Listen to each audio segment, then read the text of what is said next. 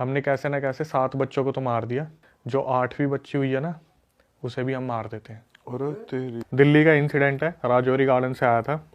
लड़की जम्मू कश्मीर की थी और मम्मी पापा के साथ रहती थी अपनी। उसकी 2011 में शादी हुई थी। 2011 से पहले वो लोग जम्मू में रहा करते थे, मस्त उनकी लाइफ चल रही थी। लड़की बहुत खुशनुमा, बहुत अच्छा नेचर, बिहेवियर, सब कुछ बहुत बढ़िया था। 2011 में राजौरी गार्डन में मूव करती है वो लड़की। लड़का जो था उसके साथ बहुत सपोर्टिव था स्टार्टिंग से, बहुत ही ज़्यादा। मतलब कि लड़की की डिमांड और लड़के ने फटाफट पूरी करी कि जैसे मैं राजौरी गार्डन में आई हूँ, यहाँ का कुछ खाने के लिए मुझे लेके चलो, तो आज ही डिनर पर चलो, आज ही क्या चाहिए खरीदने, ज्वेलरी पसंद है अभी की अभी लो। अब लड़का जो था वो एमएनसी कंपनी में काम कर रहा था। लड़की आई थी, लड़की एजुकेटेड थी।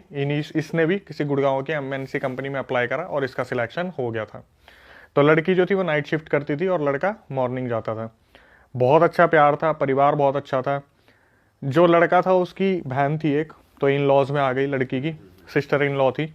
वो बहुत अमीर फैमिली में उसकी शादी हुई थी, बहुत ज़्यादा अमीर फैमिली में। तो जब भी वो अपनी इस लड़की से मिलने आती थी, लड़की का नाम मोनी है, मोनी से जब मिलने आती थी ना, तो उसे कुछ ना कुछ गिफ्ट देती थी। जैसे परफ्यूम दे दिया कि ये बहुत एक्सपेंसिव परफ्यूम है, मेरे पास था, मैंने सोचा एक तेरे को दे देती हूँ। या कभी कोई टॉप दे दिया, कभी कोई जीन्स दे दी।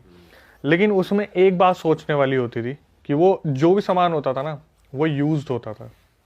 अच्छा, जैसे उसी का यूज्ड। हाँ, ग्रिप खोल रखी है उसकी और परफ्यूम थोड़ा सा लगा रखा, फिर दे दिया।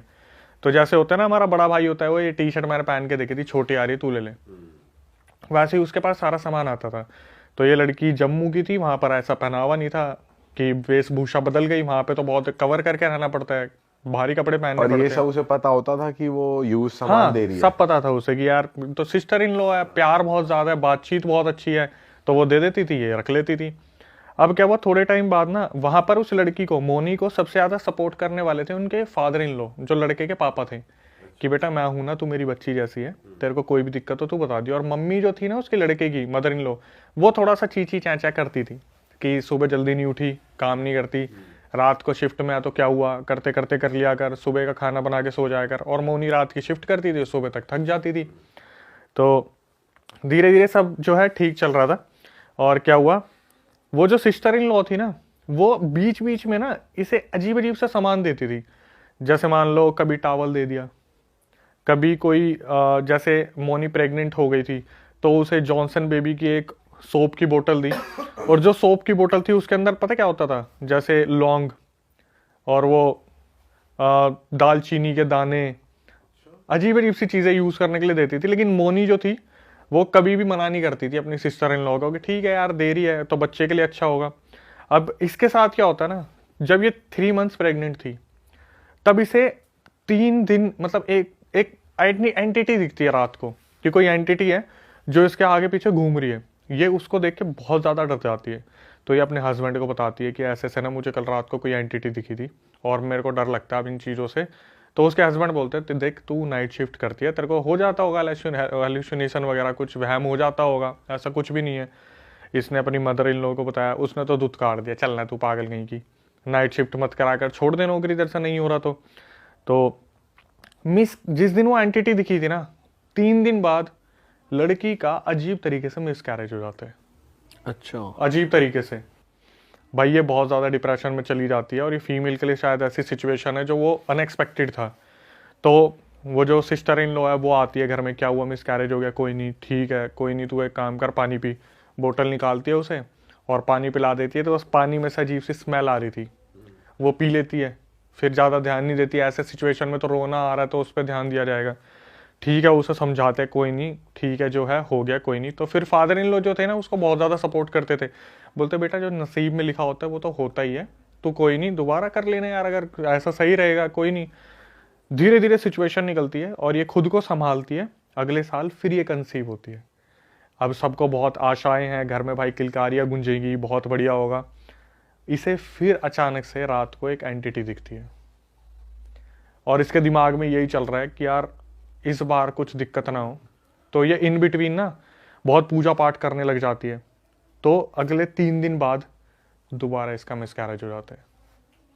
2011 में शादी हुई, 11-12, एक मिसकैरेज, 2 मिसकैरेज, 3, 4, 5, 6, 7 मिसकैरेज इसके हर साल होते हैं, अरे हर साल सेम तरीके से। सेम तरीके से कि एक एंटिटी दिख रही है, 3 दिन बाद मिसकैरेज। और एंटिटी क्या दिखती क्या है कि एक फीमेल है, ब्लैक सी शैडो है, इसके कमरे में घूमती है। एक बार इसे दिखी थी बहुत अजीब तरीके से कि ये लेटी हुई है, इसने आँख खोला, देखा ऊपर पंखा है और पंखे के ऊपर वो लेट बैठी हुई है फीमेल, और उसके पैर इसके बगल में झूल रहे हैं। ओह अब आप हाइट देख लो, तो वहां बैठी हुई है और उसके पैर इसके बगल में झूल रहे हैं। बाप रे। जब भी ऐसा कुछ भी ऐसा होता था ना, हमेशा इसका मिसकैरेज होता ही होता था। 7 मिसकैरेज होते हैं। तो इसको जो सपोर्ट करने वाले थे ना, वो फादर इन लॉ थे। 2011 से 2015 में उनकी डेथ हो जाती है। तो इसे अब सपोर्ट करने वाला कोई नहीं है। और इसकी जो सासू माँ थी, इसे पता कैसे बुलाती है? ओए बांझ, बांझ, भांजे मतलब जिनके जो बच्चे नहीं होते। बच्चे नहीं कर सकती। ओए बांझ, चल रोटी बना दे। सिस्टर इन लॉ आती है, बोलती है समय खराब चल रहा है, सब ठीक हो जाएगा, कोई नहीं, तुम दोबारा करना कुछ ना कुछ कोशिश। दोनों ने टेस्ट करा लिए, लड़का भी ठीक, लड़की भी ठीक, लेकिन मिसकैरेज हो रहे हैं। 7 मिसकैरेज अब तक हो चुके हैं। फिर ये लोग डिसाइड करते हैं कि भाई ये काम करते हैं, सैरोगेसी से बच्चा कर लेते हैं। तो सैरोगेसी एक प्रोसेस है जहाँ पर मेल फीमेल दूसरी किसी फीमेल से बेबी लेता है। तो ये एक लड़की को अडॉप्ट करते हैं 2017-18 में, ठीक है। अब उसी दौरान क्या होता है ना, ये जो लड़की होती है ये दोबारा कंसीव कर लेती है, लेकिन फैमिली में किसी को पता नहीं होता कि इसने कंसीव कर रखा है। और इस टाइम क्या होता है, क्योंकि वो सैरोगेसी से जो बच्ची हुई है उस पर बहुत ज़्यादा ध्यान रखती है, तो दूसरे जितने भी फैमिली मेम्बर्स होते हैं ना, उनसे डिस्कनेक्ट हो जाती है कि बच्ची के साथ ही लगे रहना, सब कुछ करना। तो सिस्टर इन लॉ आ रही है, उससे भी ज़्यादा नहीं मिल पाना है, क्योंकि बच्ची शरारतें बहुत करते हैं, बच्चे वगैरह शरारतें करते हैं, तो ये कटी कटी रहती है। तो इसे 3-4 महीने बाद पता चलता है कि इसने कंसीव कर लिया है, और इस बार 4 महीने लग गए हैं, कोई एंटिटी नहीं दिखी है। फाइनली इसकी खुद की भी एक बच्ची आती है, ठीक है। अब घर में 2 बच्चे हो जाते हैं, एक बड़ी सैरोगेसी वाली और एक छोटी बच्ची जो इनकी खुद की है। तो भाई हस्बैंड बहुत ज़्यादा खुश होता है, सासू माँ बहुत ज़्यादा खुश होती है। एक दिन क्या होता है, ये लोग जो मोनी होती है ये बाहर जाती है काम करने के लिए। तो उस दौरान इसने ना एक मेरे ख्याल से 12-13 साल की एक मेड रखी हुई थी जो बच्चों को भी संभाल ले इसके पीछे से और कुछ घर का भी काम कर ले। तो जब मोनी वापस आती है ना, तो मोनी देखती है कि वो जो लड़की है मेड, वो बुरी तरीके से रो रही है कोने में बैठ के, बहुत बुरी तरीके से रो रही है।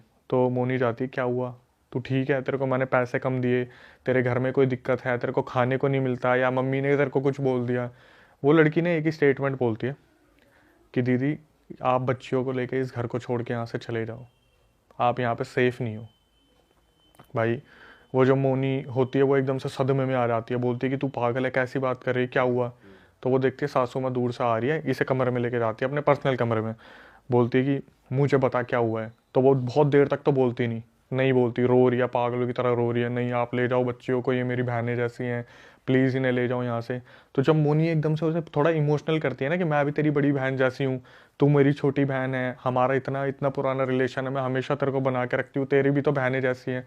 तो वो पता क्या बोलती है कि जब आप अभी काम से बाहर गए थे ना, तो मैं आपके यहाँ पे पोछा लगा रही थी, तो mummy ji, sister in law और आपके हस्बैंड बैठ के बात कर रहे थे कि हमने कैसे ना कैसे 7 बच्चों को तो मार दिया, अब एक काम करते हैं, जो सैरोगेसी से जो बच्ची हुई है ना उसे हम रख लेंगे, क्योंकि वो तो मतलब लड़के की औलाद है। जो 8वीं बच्ची हुई है ना उसे भी हम मार देते हैं।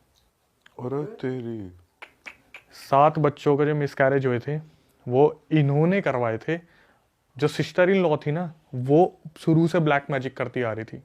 वो जो यूज्ड सामान दिया जाता था, परफ्यूम दे दिए, कपड़े दे दिए, ऑयल दे दिया, उन सब में ब्लैक मैजिक की चीज़ें लगाई जाती थी। और ये क्यों कर रहे थे? सबसे पहले तो जब मोनी ने ये सुना ना, वो उन दोनों बच्चियों को उठा के वहाँ से रातों रात भाग गई। दिल्ली के किसी होटल में वो रुकी 2-3 दिन। उसने अपने मम्मी तो उसकी भी एक्सपायर हो गई थी मोनी की, पापा को फ़ोन करा जम्मू में कि मेरे को अभी मेड ने ये सब कुछ बताया। उन्होंने अभी उस लड़के पे केस कर रखा है इसी चीज़ का कि प्रॉपर्टी में से कुछ मिले। बट जो हुआ था कि 7 लड़कियों की या बच्चों की बलि दी गई, वो क्या था, उन्होंने अपने पास एक जिन पाल रखा था। अच्छा वो 7 बच्चों की बलि दी उस जिन को। तो मोनी ने मेरे को कॉल रिकॉर्डिंग पे बताया, अक्षय मैंने कभी ये नहीं सोचा था कि पंकज की इतनी सैलरी नहीं है, इनके पास भाई इतना। नाम मत रिवील करो। पंकज गलत नाम है। अच्छा न गलत नाम है। हाँ, कि पंकज की इतनी सैलरी नहीं है, पंकज, इनके पास पैसा इतना कहाँ से आ रहा है। और सिस्टर इन लॉ का सबसे बड़ा रोल था कि उसके हस्बैंड कुछ भी नहीं करते थे। जब शादी हुई थी ना उनकी, जो सिस्टर इन लॉ की शादी हुई थी उससे 3 साल पहले तक उनके पास सेंट्रो थी। आज उनके पास ऑडी मर्सिडीज है बिना कुछ करे। लड़की ने बताया भाई जिस मिट्टी पे हाथ रख देते थे ना वो सोना बन जाता था। जहां हाथ रख दिया वही सोना बन गया। 7 से 8 बच्चों की बलि दी गई थी। बताओ, हस्बैंड भी मिला हुआ है। यही तो सबसे बड़ा है। जब उसने बताया कि मदर इन लॉ है, जो लड़का है, और सिस्टर इन लॉ जब कोर्ट में मिले ना ये आपस में, तो जैसे मोनी थी वो उससे बात कर रही है कि ठीक है अब आगे जो देखते हैं क्या होगा क्या नहीं होगा। उसकी मम्मी आके पता है क्या बोलती मदर इन लॉ कि सुन तू तो बच गई, इसके लिए कोई और ही ढूंढ दे। किसके लिए? मतलब बेटे के लिए कि कोई और, मतलब यही फिर यही पूरा प्रोसेस हम करें कि तू तो बच गई, इसके लिए पंकज के लिए कोई और ढूंढ दे। भाई ये कर क्या रहे हैं, हो क्या रहा है, मतलब क्यों कर क्या रहे हैं कि अमीर होते जाएंगे। बस दूसरों का ट्रेजर खा लो, मतलब जिन से काम करवा रहे हैं, पैसा बन रहा है, और उस जिन को बदले में वो दे रहे हैं, बच्चे की मौत बली जा रही है। ये क्या दुनिया हो गई है यार। जब इसने पता करा ना, फीमेल ने, इसके कोई कलीग था ऑफिस में जहाँ नाइट शिफ्ट करती थी, उसकी कोई बुआ में आती थी देवी बेबी, तो इसने पता करा कि 7 बच्चों का हुआ क्या। तो बताया कि तेरे पीछे ना कम से कम 6-7 जिन छोड़ रखे हैं, जो एक तेरी खूबसूरती कम कर रहे हैं, एक तेरे को मोटापा दे रहा है, एक तेरा सारा पैसा खत्म कर रहा है, एक बच्चों की बलि ले रहा है, एक जो तेरे को दिखता है सतर्क करने की कोशिश करता है, एक जो है तेरे को पूरे मारने की तैयारी में। पूरा सब कुछ गिनवा दिया। वो लड़की बता रही कि वो ना जम्मू में एक टाइम पे बहुत बड़ी पब्लिक सेलिब्रिटी रही थी। कुछ होता है ना वहाँ कॉम्पिटिशन्स होते हैं, वहां पर सेलिब्रिटी रही थी। यहाँ पर आते आते ना उसकी खूबसूरती रातों रात खत्म होती जा रही है, मोटापा आता जा रहा है। तो ससुराल वाले बोल रहे बैठ के काम करेगी तो मोटापा तो आएगा ही। ये नहीं बता रहे कि भाई इतना सब कुछ इंटरनली चल रहा था। लड़की की जिंदगी बची है। लड़की ने कॉल रिकॉर्डिंग में आखिरी में बोला कि मैं इंडिपेंडेंट होके इतनी खुश हूं ना, अगर आज मैं उस फैमिली के साथ रह रही होती तो मेरा सब कुछ चला जाता अभी तक। बाप रे भाई यार ये भी साला अलग ही चीज है। किस घर में तुम्हारी शादी हो रही है, वो घर वाले कैसे हैं, क्या करते हैं। बोलते हैं, इतना भी बोलते हैं कि वो जो फादर इन लॉ 2015 में खत्म हुए थे ना, उसकी भी बलि दी गई है। अच्छा, जो सपोर्ट करते थे उस लड़की को कि बहुत सपोर्ट कर रहे, तू भी नहीं पट। मतलब अपने पापा की ही। हाँ, मदर इन लॉ और वो जो सिस्टर इन लॉ थी उसने अपने पापा की भी बलि दे दी। बाप रे, क्या चल रहा है भाई ये दुनिया में। और ये रिकॉर्डिंग उसने, आपने खुद बात करी उस लड़की मैंने, से? मेरे पास रिकॉर्डिंग भी है, मैंने कॉल पे बात भी की।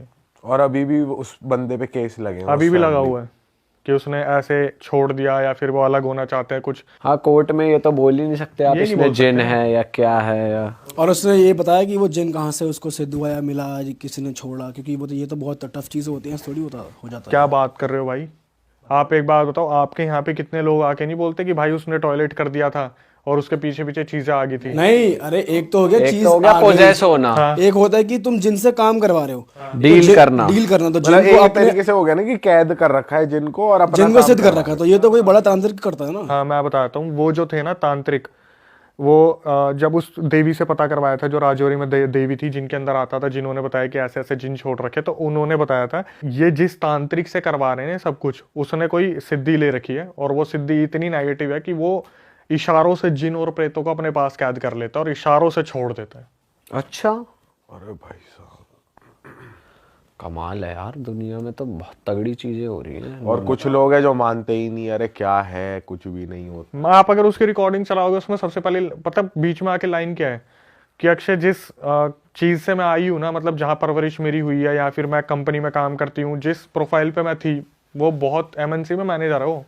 उन्होंने बोला कि मैं इन चीज़ों को कभी मानती नहीं थी, कभी मैंने सोचा नहीं था चीज़ें इस तरीके से भी काम करती है।